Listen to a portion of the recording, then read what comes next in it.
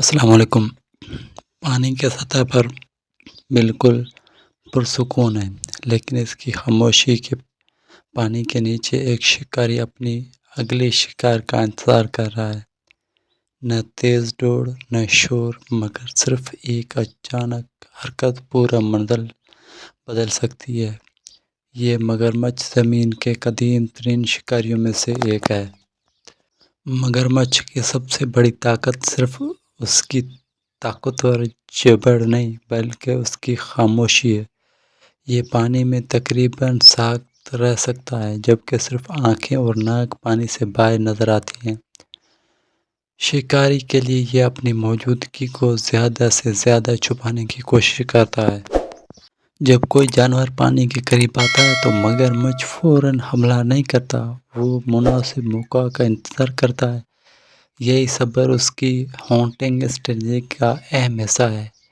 پانی کی لہروں میں جانور کی حرکت اور فاصلے کو دیکھ کر وہ صحیح وقت کا انتظار کرتا ہے، اور پھر وہ چند لمحوں کی خاموشی کے بعد اچانک تیز حرکت مگرمچھ پانی سے باہر تیزی سے چھپ سکتا ہے۔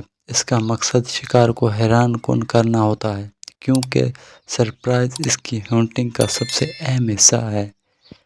مگرمچھ کی جبڑ اس کی سب سے مشہور خصوصیات میں سے ایک ہے۔ اس کی طاقت کا شکار کو مضبوطی سے پکڑنے میں مدد دیتی ہے، لیکن دلچسپ بات یہ ہے کہ صرف طاقت ہی کافی نہیں۔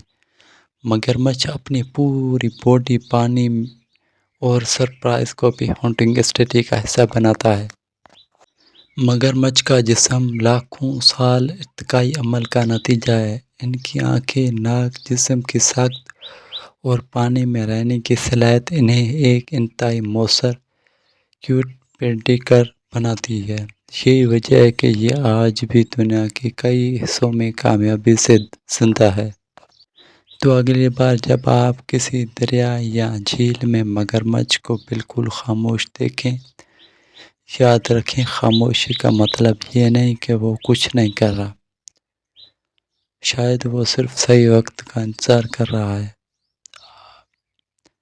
اگر آپ کو ایسی حیرت انگیز حقائق پسند آئی تو ویڈیو کو لائک کریں، فیکٹ زون بائی عبدالکریم کو سبسکرائب کریں۔ ملتے ہیں اگلی ویڈیو میں، تب تک اللہ حافظ۔